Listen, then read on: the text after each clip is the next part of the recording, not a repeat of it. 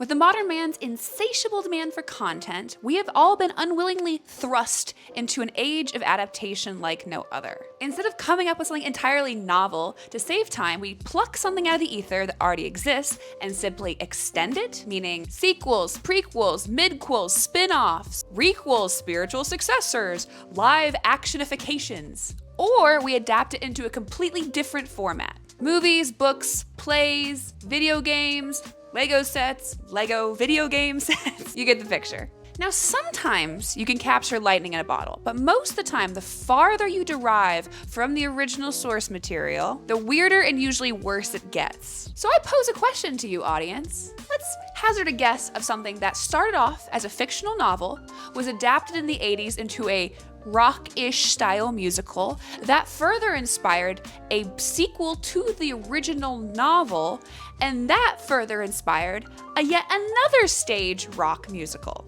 Well, instead of just giving you an answer, let's decide together. Because for this Valentine's Day video, I could not think of a better idea than to sit down with you here today and watch the massacre that is Love Never Dies, the on-stage musical adaptation sequel to Phantom of the Opera. The irony is not lost on me that this, in fact, YouTube video is technically a sequel as well, and if you'd like to see the original, I will link it down below as well as in the card in one of these corners, where we sat down and watched the overwhelmingly perfect version of Phantom of the Opera, which was the 25th anniversary version.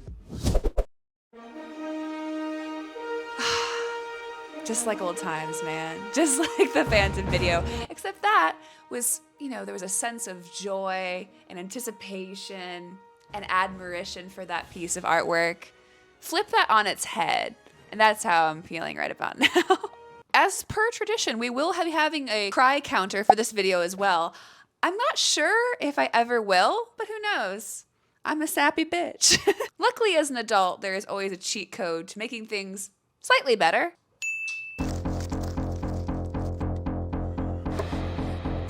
So this production stars a man named Ben Lewis. I went on record saying that Ramin was the king of hoverhand acting while he embodies the role of the Phantom. Ben Lewis is the king of that scary anime eye effect where they look like they're about to go insane.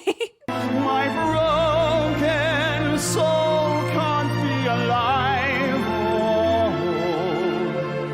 till I hear you sing once more. If you're active on musical theater Twitter, which is a very niche audience back in the 2010s and 2011s when this was about to come out, they actually debuted this song first, like before anything else. And at that time, I would have given my left arm to see this show live. They got Ramin Karimloo to do the original soundtrack, and they did these music video style YouTube videos with him in them. Oh my gosh, that set the expectations way too high for where this musical is going.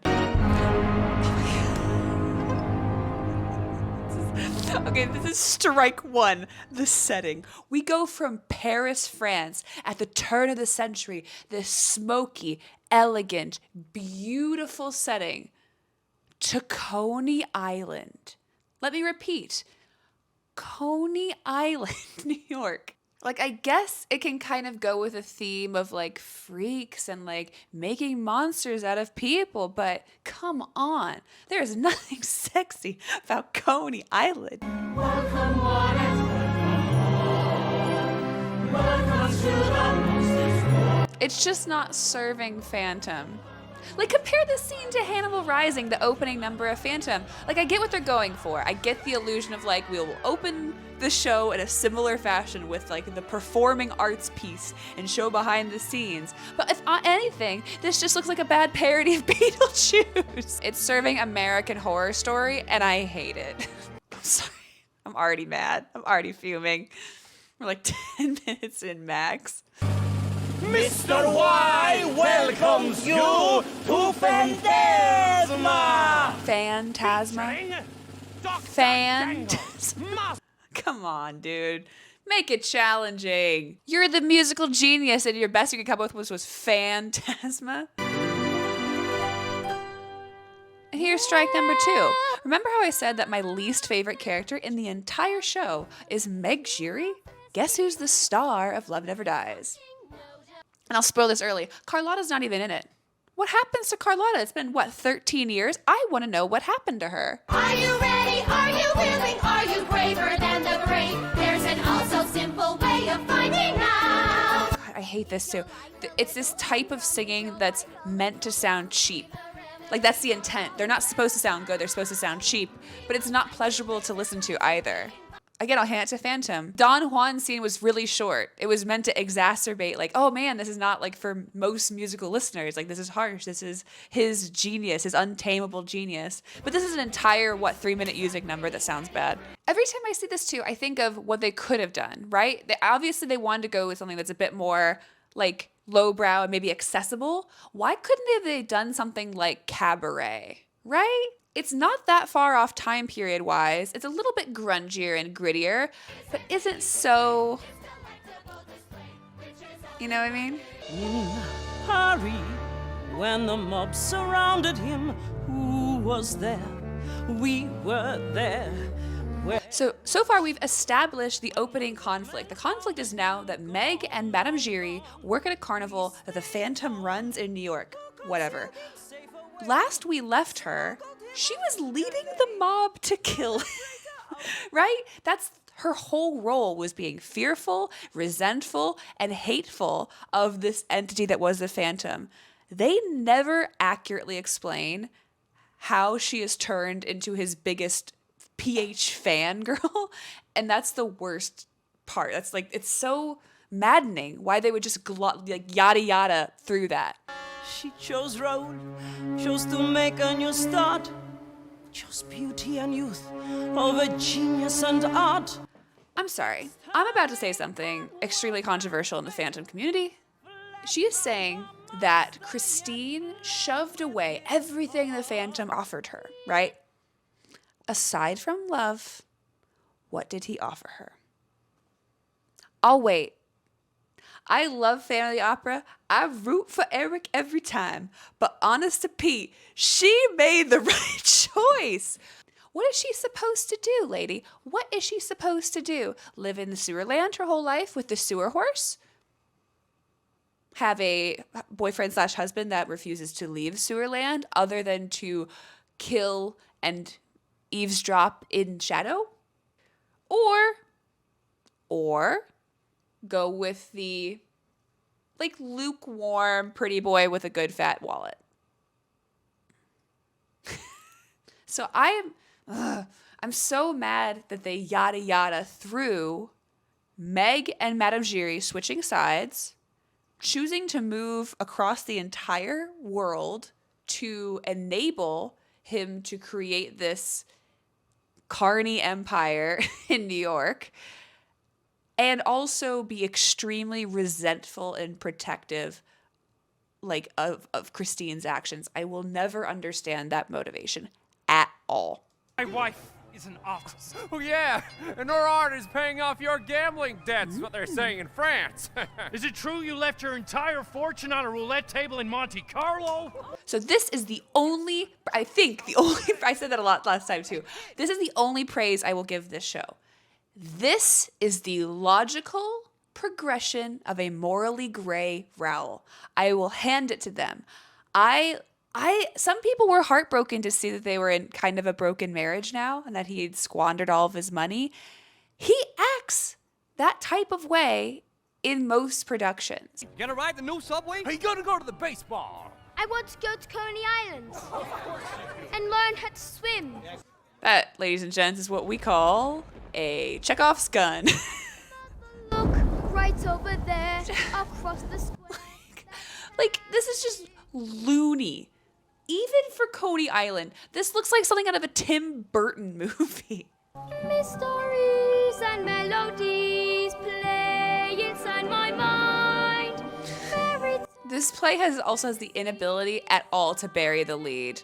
Immediately, they want you to think, oh my god, the kid is like the Phantom. He's got a weird musical brain. Wonder what that means.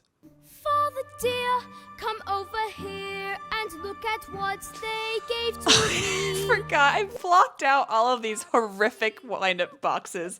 First it was the monkey, and now it's this fucking weird-ass clown.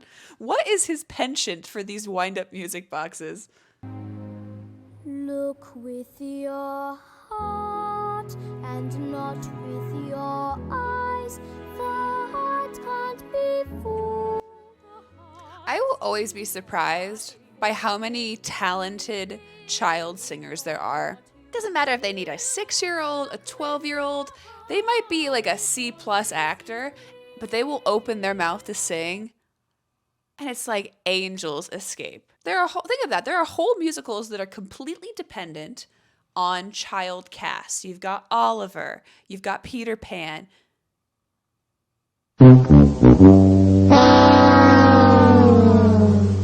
Those are the only two I can think of at the moment that are completely dependent on children. But there's others, like him. Like it's so impressive to me how early on you can develop such a mature talent.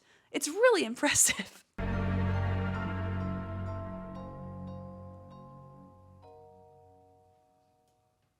Jesus Christ. That legitimately frightened me. It's just like, bang! And I caught you. I kissed you. And I took you. I begged you. With a need to urge him to deny. This is it. This is it, boys and girls. This is the plot. This is what is so damning about the plot of this. Put the Meg and Madame Giry stuff aside.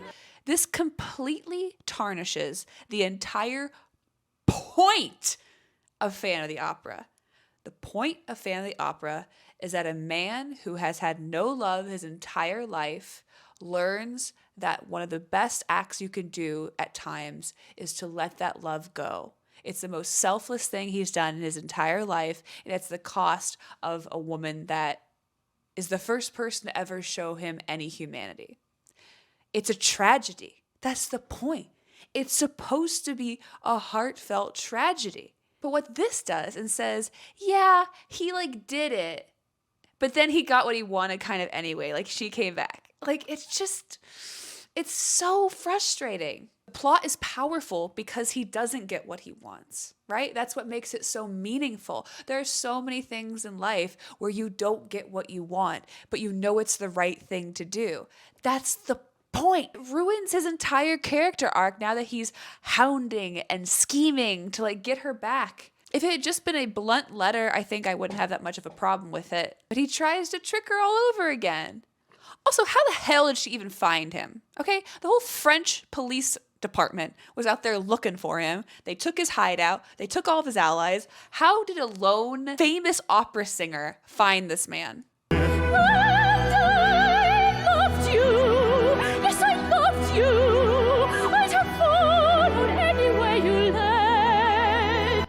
It's so weird too because obviously Andrew Lloyd Webber creates mirror songs. So like the entry song of this play was very similar to the Hannibal number of like, here's the stage show, the setting, and the backstage production of this. The mirror song for this definitely is Music of the Night. And that song, which is so subtle with just metaphor and illusion, is so much sexier than this like carnal depiction of their affair.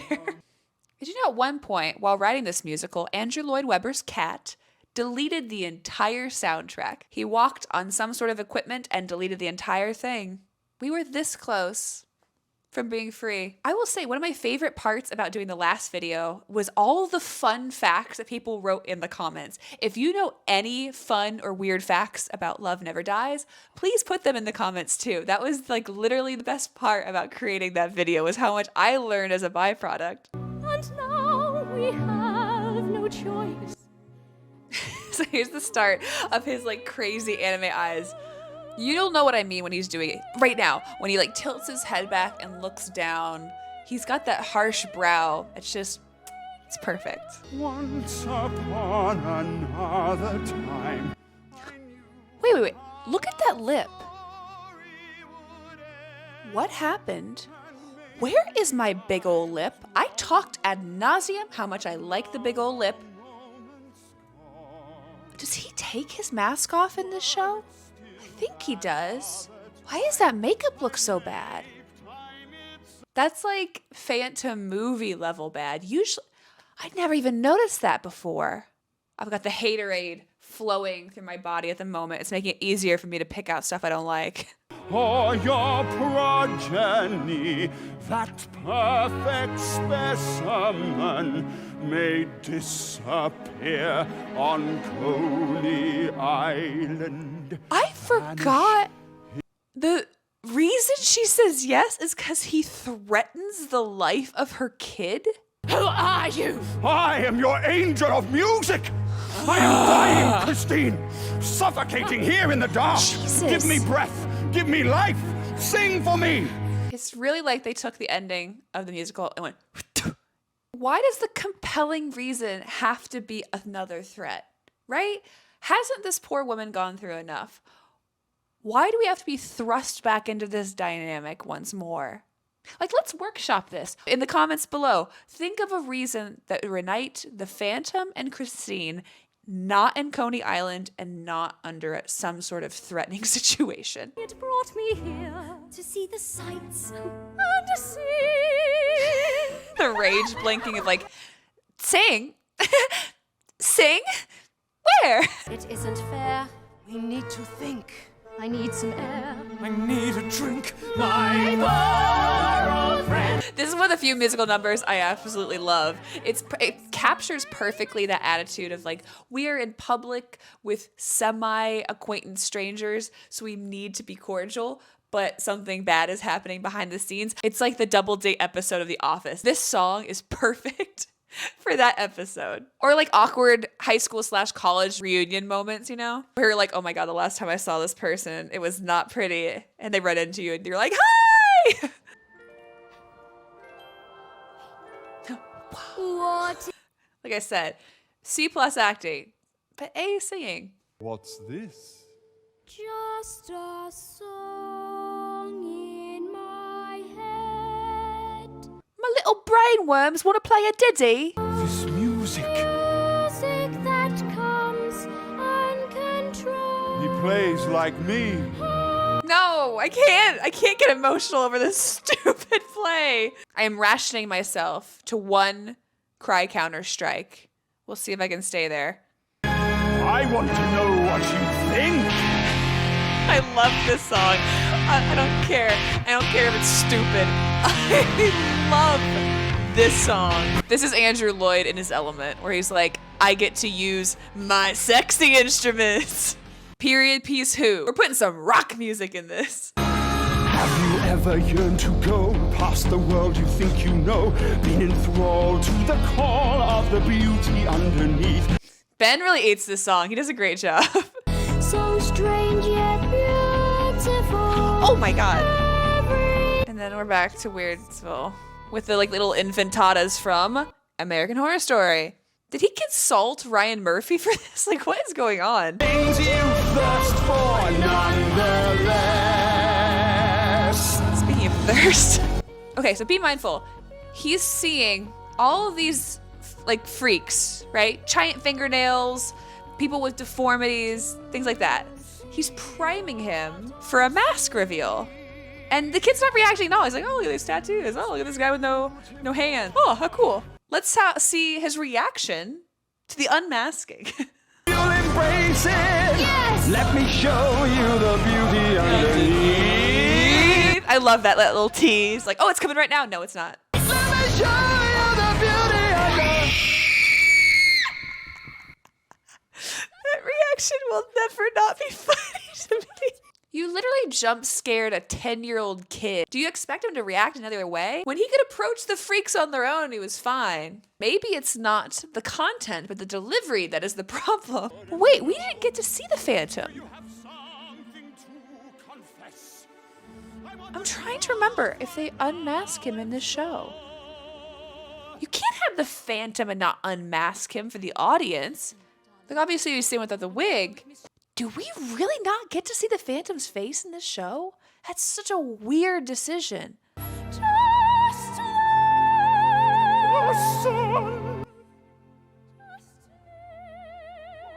I'm on the brink. So what takes me out of it though is his acting. It's a little slapstick, like the hands falling. It's just a little comedic. It takes me out of it. Hers is phenomenal, but his is just a little goofy. Ben is a better singer as a phantom than actor. Sorry, Ben. This music, your music will live again. One last time, just as I saw. These are the phantom moments that get me. It is so sad they have to come at the consequence of like really tarnishing the original ending. This moment, this is great. This is phenomenal. Like, what if the Phantom, because of Christine, abandons music, right? His second passion always was architecture. That's very, very much hinted in the book. It's slightly hinted in the stage musical, but it wouldn't be a humongous logical leap. What if they did something with that where he has become some sort of like privately hired architect where he was designing mazes or mirrored rooms or acoustics or something like that that piqued Christine's notice. It's been 10 years. We can still keep...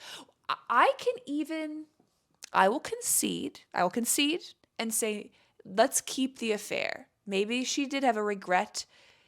He left her something that allowed her to find him, which we would include in the plot, and she pursued it, and Gustav is the Phantom's son. But instead, he has truly given her up. He's given her up. She's the one with the hang-up, where somehow she finds about this weird architect. No one knows what he looks like, but he's designing all these amazing rooms for something. Maybe like the World's Fair or something like that. We can even keep the American plot line if it's just anything other than a carnival. And she's the one that pursues him and is something like, you can't give up music. Maybe I could perform for the World's Fair or something like that. If you write me a song. That took 5 minutes of thinking. Everything is vanishing, and we get discarded, rejected, reviled. You don't. All of the bonds in between us now torn. That's not true. All of the love that we gave him forsworn. How is she reading this from the situation? Her biggest motivation now, so this is what they're clearing up. Her motivation for helping the Phantom create a carnival in New York City was so that she and Meg could inherit it? That seems like a very long con, lady. So she thinks one night with Christine performing reluctantly is going to jeopardize that? I think you're reading too much into this. But go off. I love an overreaction. Miss Sheery! He's not Mephistopheles, you know. When it comes down to it, he's just another circus freak. I'm not afraid of him. He nails the crazy eyes. Devil take the hindmost. You think you have the odds? You think you're in? This is like out of a fanfic. Andrew, may I call you Andrew? Tell me why the sexiest little ditty is between Raoul and the Phantom. Enemies to lovers? Out here Once and for all, wins it all. Devil take the hindmost. She walks. You leave together. Pockets full. Debts paid. That song definitely concludes my top 3 of the entire show, right? Till I Hear You Sing, Beauty Underneath, Devil Take the Hindmost, all bangers, all awesome. It's kind of like the Cats effect, where watching Cats makes me want to gouge my eyes out. However, if I blindly listen to the soundtrack, I have a blast. Ladies, gents, you could serve. You, my friend. So if we're going back to the mirror analogy, their mirrors would be the owners. Think about the charm that the owners add to the Phantom of the Opera. They're the comedic relief. These guys are no comedic relief. They just make it eerie and creepy.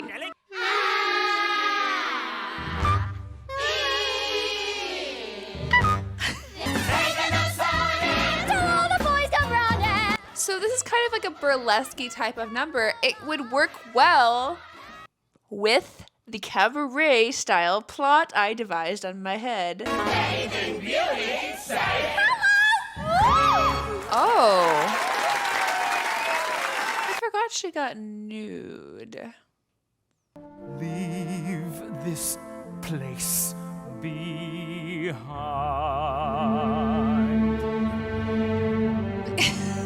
Go and find Gustav. Look, I get it. The man likes his mirrors, but couldn't we have let this scene breathe? It choked me up a bit, but they gotta put his goofy ass face looming in the background. Hello. Can't he just knock? Ever? This is what I mean when I say, what does he truly offer her? He cannot exist in a society. There may be passion. Passion's great. But for every other aspect in your life, he would be a nightmare. That's why Fan the Opera ends perfectly. You never have to account for those questions. You don't get that far. You're just dealing with surface level, I love him and I love him. This story exists solely on the premise that you can't think about the long-term options. And that's okay. That's why I'm saying the first one is so good, is because it cuts it at the perfect moment. It's like that Twitter account that posts perfectly cut screams. I know I can't refuse, and yet I wish I could. Oh God. This poor woman. I don't want to watch Christine Daae suffer anymore. Period.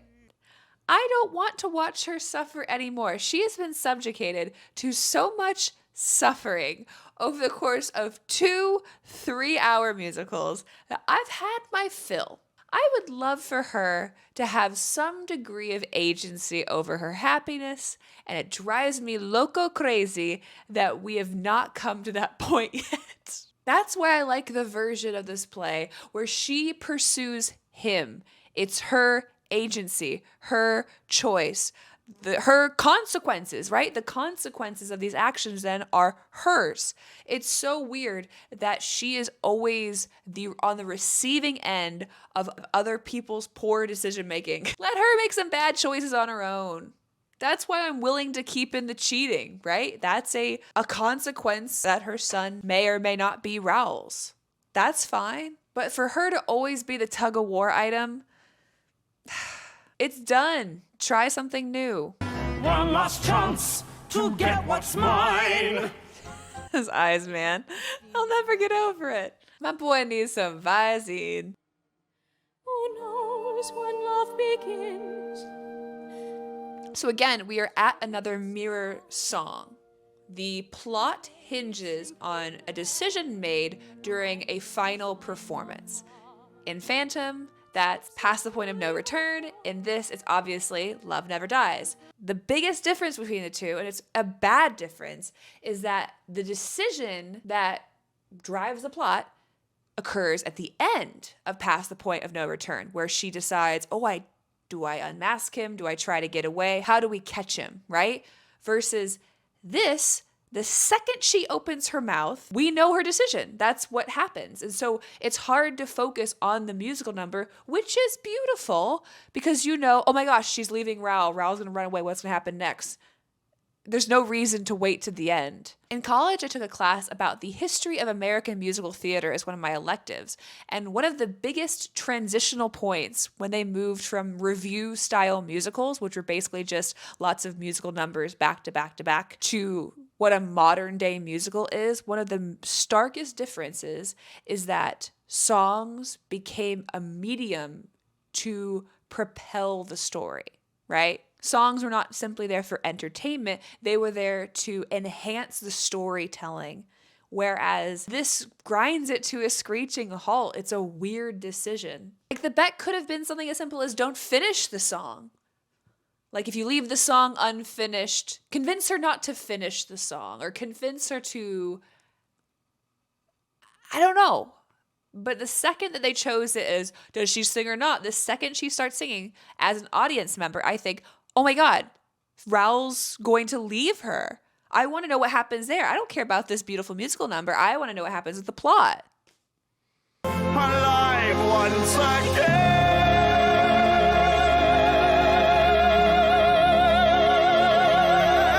Oh my God.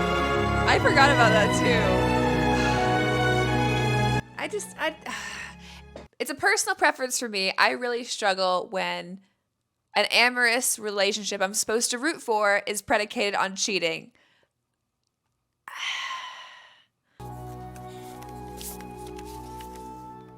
He's stuck in the mirror now. What if that was the punishment? Like, now, Raoul, you have to live in sewer world. Meg would never hurt him. I know where she's going, but we must hurry. Now do you get it? Do you get why I struggle with this plot so much?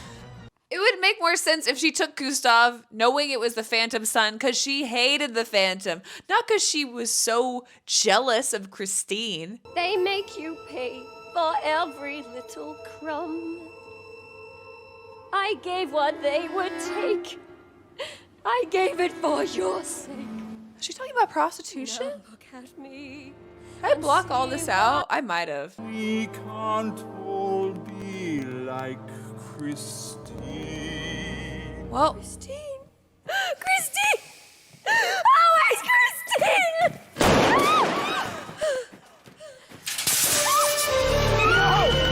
am I justified in hating Meg now? And what about the boy? What am I to do?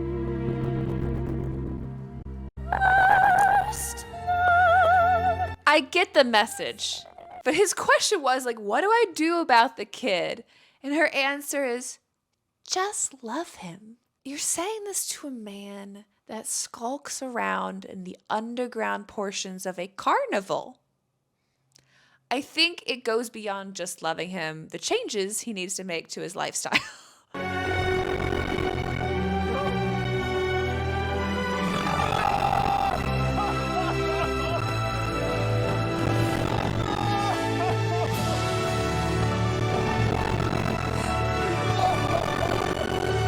guess we hit our quota. I just can't believe that the ending of this is them killing off Christine. The last show is so heartbreaking, but it's like a good type of heartbreak. This is just so depressing and needlessly sad. So she spends the vast majority of the past, 15, 20 years being subjugated to being torn between two men, both of which aren't good fits if we're being honest. And in the end, she just dies for it. Oh, here's a last moment where we could possibly get a mask off, but I don't remember it happening. Or if we do, it's another one where we don't see it.